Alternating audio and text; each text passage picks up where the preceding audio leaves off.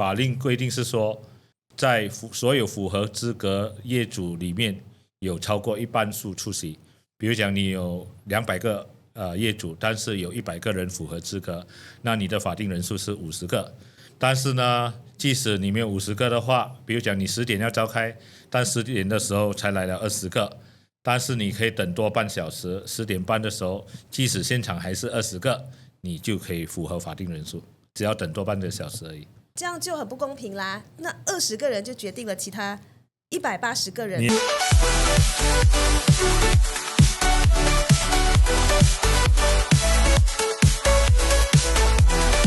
Hello， 大家好，我是小涵，欢迎收看行内话，跟着行内人听懂门道。有很多高楼物业的业主呢，在买了房之后就把它出租出去。那租出去之后，只要每一个月固定收到租金，产业呢维持良好的状态。业主大会呢是从来都没有出席过的，但实际上呢，你身为业主，这个业主大会非常非常的重要哦，它关系到你的管理费啦，还有你的物业的设施啦，等等等。所以呢，今天继续请信义全方位物业管理公司的创办人黄伟一大哥来告诉你为什么业主大会那么重要。伟一大哥你好。你好。好，首先呢，伟一大哥先定义什么是业主大会，多久要召开一次？业主大会其实就是 JMB 或者是 MC 你每一年要召开的这个常年大会。在常年大会之余的话，如果你觉得有一些重要的议题，你要召开这个大会的话，我们就叫做特别大会，所谓的特大。它有2个条件，第一是每年要召开，第二从上一次大会到下一个大会，你不能超过15个月。所以呢，最长是不超过15个月，但是你同时要符合另外一个条件是每年要召开一次，所以你不能因为我还没有到15个月，所以我还可以不开，那是不对的。它的目的是什么？它的目的是让这个所有的购物者，拥有这个产业的业主，让他们有机会来投票，来参与这个选举，选出他们新的管理委员会。让他们有机会备选，或者他们想要选适合的人代表进去这个业主委员会里面去参与管理的这个决策，也让你有机会去通过一些重要的提案，通过这个财政预算案，通过审视这个审计报告，是否要接纳由这个业主来决定。那当然是否要提高收费什么，这些都是由业主来决定的。我们要制定每一个月要收多少管理费，要收多少的这个储备金，利息要付多少，利息要收多少，然后我们要通过这个财务预算案，那我们要选出新的管理委员会的代表，其他没有硬性规定的，管理层觉得重要的都可以提呈上来，让大家来做决定。那甚至如果说个别的业主觉得有重要的议程，他想要通过提案在大会让大家来表决的话，他都可以提呈。谁有权出席业主大会？所有的业主都有权出席大会，但是条件是大会7天前你必须把你所拖欠的管理费缴完，包括你不可以拖欠任何1分钱的利息。法定合法出席人数是多少？法令规定是说，你必须在所有符合资格业主里面有超过一半数出席。比如讲，你有200个业主，但是有100个人符合资格，那你的法定人数是50个。但是呢，即使你没有50个的话，比如讲你10点要召开，但10点的时候才来了20个，但是你可以等多半小时，10点半的时候，即使现场还是20个，你就可以符合法定人数，只要等多半个小时而已。所以如果你的出席人数不足，但是你在时间开始后的半个小时，其实还是可以照常开会的。对，你只要延迟半个小时。可是其实你身为业主的话，这样就很不公平啦。那20个人就决定了其他180个人的选议。你也不能说不公平，因为大家都有机会参与，只是第一，你可能选择不参与。第二，你可能选择不关心；第三，你可能有其他重要的事情要处理；第四，你可能因为拖欠管理费而不能参与。那这些都是不能怪其他人的原因啊。那根据你的观察，一般上出席的业主比例在多少呢？其实很多时候是这样，你管理的越好，大家都很满意的时候，就很少人要出席。大家很放心。大家放心。也没有争吵，或者前一任的管理委员会他们都做得很好，大家都很满意的话，就没有人要去竞争。第二呢，如果做得不好的话，那很多人有渊源的话，就会有人想要去推翻原有的这个管理委员会，他们想要进去换新的这个管理委员会，这个是常常会发生的。第三呢，你不能阻止一些投机分子想要进来捞取利益，想要占一个位置，然后想要贪一些方便，甚至想要谋取一些私人的利益，这些都常常会发生。尤其在你的储备金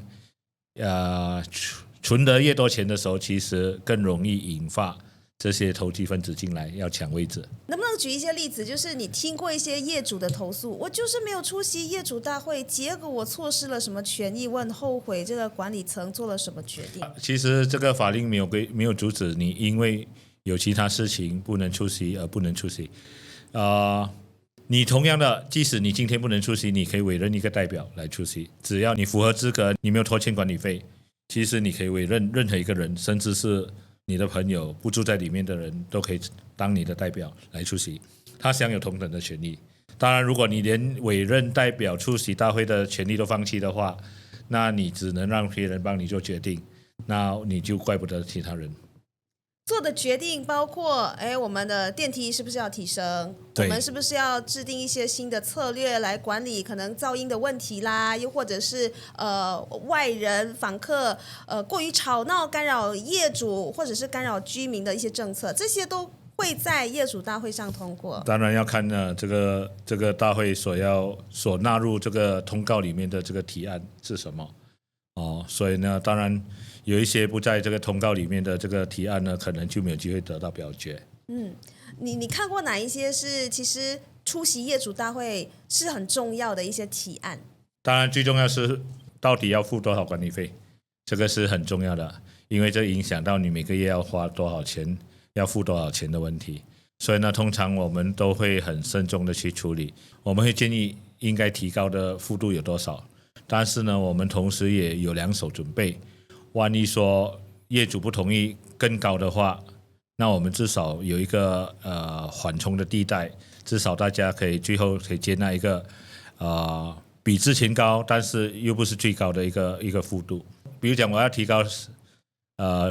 28%，但是呢你可能不接受，但最后可能大家的公司就提高18%，至少也解决一些现金流的问题。之前我们的节目有聊过嘛，就是可能宠物造成业主的困扰，然后业主能不能将这些居民之间的纠纷在这个业主大会上提出呢？可以，你可以通过提案的方式，你可以私人提交你的提案，你要任何的提案或者大会提成辩论通过都可以。当然最终还是由业主来投票做表决。这提案是当场提吗？还是要7天前提？7天前，大会7天前你要通过书面的提案呈交到办公室，然后我们就会把它纳入这个大会的通告里面。这个权利到哪里呢？比如说我们都知道，有一户问题住户啊，就是所有的噪音也好，或者是卫生的课题，都是因为这一户人家而起的，就可以做什么决定呢？当然就不可能逼人家搬走吧。其实我们很多时候这样的问题，其实也未必要来到大会来做决定，因为我们有所谓的管理法规，所以其实呢，管理层是有权利援引这个管理法规甚至进入屋子里面去把这个制造噪音的这个宠物移走这个是你绝对有的权利。当然，如果你不想用最激烈的方式去做决定的话，你可以通过这个分层管理仲裁庭入禀这个分层管理仲裁庭，要求仲裁庭给你一个对管理层有利的这个裁决都可以然后对方又必须要遵守这个裁决，不然的话你就可以申请这个庭令来自行这个裁决。如果业主就是说，我觉得我们大家都住在同样的建筑里头，希望大家可以凝聚感情啊，更有凝聚力啊，可能在这个业主大会提出我们办一个什么活动啊，又或者是我们组成一个什么组织啊，这类型的提案吗？都可以啊。当然我们其实很多时候也未必说要等到大会才来决定甚至如果管理层觉得有需要，他要办一个新春团拜，办一个新春聚餐，或者办一个中秋园游会，这些都可以的。他管理层不要做，但是如果你有这个居民协会的话，或者你想成立居民协会啊，你就可以去扮演这个角色。根据你的观察，现在大家是越来越冷漠，还是越来越有这个意识，要维护自己的权益，然后去参与业主大会呢？只要他的利益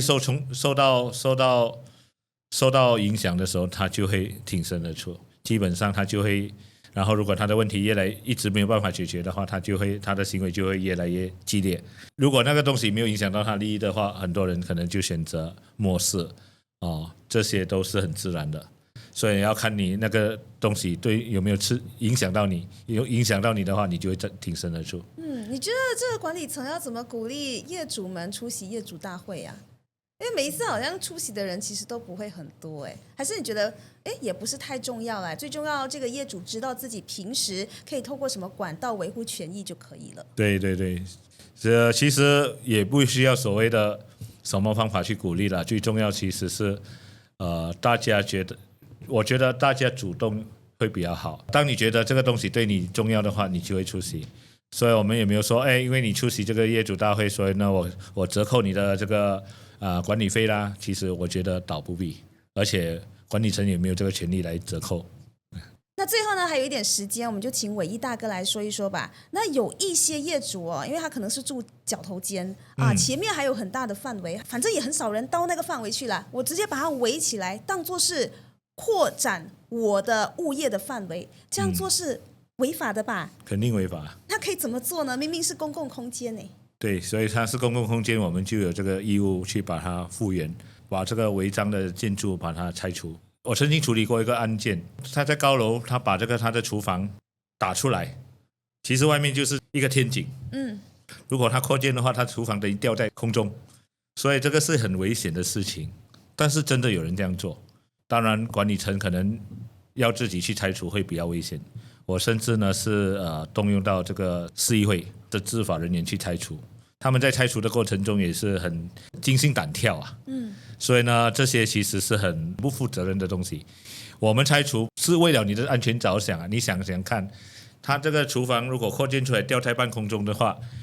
万一你的这个建筑结构不稳固的时候，随时你踩空就是从半空中掉下去，死人啊！这样的事情都会发生。所以呢，我们常常面对这样的课题的时候，我们就会采取不手软的行动，因为通常市议会他们不会进来，但是管理层其实有绝对的权利去采取任何的行动，包括拆除任何的违章建筑。我们通常会想办法去拆除。当然，如果为了避免太过激烈、太过冲突的时候，我们有时会选择用这个分层管理仲裁庭，我们入禀，然后我们取得这个裁决。我曾经试过，有一个人把这个阳台，他阳台是半圆形的，他甚至把整个阳台变成一个四方形的。他整个设计符不符合规定？这个稳固的程度到多少？到哪一个程度我们都不知道。但是我在入禀这个管理仲裁庭之后，在仲裁庭还没有下判之前，他已经把这个阳台复原回来了。所以呢，其实很多时候是管理层要不要做而已。如果管理层敢做的话，对方其实是会害怕，而且他会主动把东西复原回来。我们有这个义务去确保共有的产业，让每个人都能够共享。但如果管理层觉得我们可以让他占有那个部分的话，那我们可以考虑用租的方式跟他收租金。如果他不影响到其他人的话，但是他想要把那个地方变成他可以独自享用的地方的话，我们跟他收租金，我觉得对方也愿意付这个租金的，那其实也可以增加这个管理层的收入。所以其实最重要是大原则，我们的大原则就是在不影响他人利益的情况之下，同时可以解决所有人的问题，然后又可以对所有人公平的话，我觉得这个才是我们要遵循的这个方向和路线。我还蛮好奇的，像你刚才提到的这个情况，如果呢这个公共空间被占据的话呢，其他的居民看得见就会去做投诉嘛，对，那管理层就会去调查。那如果我们其他的居民没有发现呢？像你说的是那一户业主的阳台，是你们管理层会去巡逻吗？还是你们怎么知道这件事情？当然我们都会去巡逻，我们会长期，其实这是我们每一天的工作，我们会去是巡逻。由保安巡逻，发现什么异常都要跟管理层汇报。不只是保安要巡逻，我们其实在这个管理办公室的职员其实都要去长期定期去巡逻。我们不是坐在办公室里面做工的啊，所以什么风吹草动，其实管理层都有默默在关注。对对对对。好，那今天节目最后呢，继续要跟大家分享了，伟毅大哥出新书了，来介绍一下吧。好，谢谢。这是小弟出版的新书《楼宇管理的管理不管》。那第3本关于这个高楼管理的书籍，也是第2本用中文书写的。在本地市场呢，用中文书写关于高楼管理的其实是很少，那小弟是少之又少的其中之一里面有很多值得分享的文章。那当然呢，其实我最喜欢的一篇文章呢，在我第2章第1篇，就是给尼可敏的改革清单，再不改革就 out 了。我们在这个出版这个书的过程中呢，其实编辑也很懊恼的一篇文章他甚至一直要求我修改他的这个题目标题，他说太敏感了可能我们的亲爱的部长不太喜欢可能他会觉得受到刺激但是我觉得这样的文章，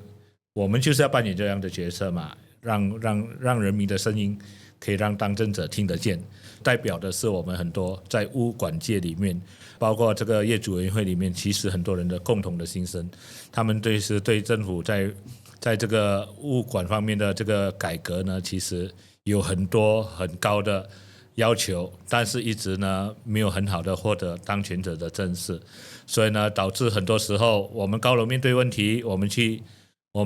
找 COB 的时候，找这个建筑总监的时候，往往呢都没有得到很好的去处理，甚至呢很多时候发展商啦或者管理委员会啦做出一些违法的事情的时候，那